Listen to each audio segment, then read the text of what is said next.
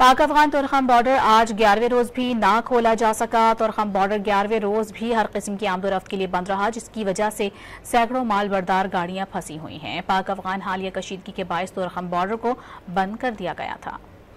पाक अफगान तुरखम बॉर्डर आज 11वें रोज भी ना खोला जा सका। तुरखम बॉर्डर 11वें रोज भी हर किस्म की आमदोरफ्त के लिए बंद रहा, जिसकी वजह से सैकड़ों माल बरदार गाड़ियां फंसी हुई हैं। पाक अफगान हालिया कशीदगी के बायस तुरखम बॉर्डर को बंद कर दिया गया था।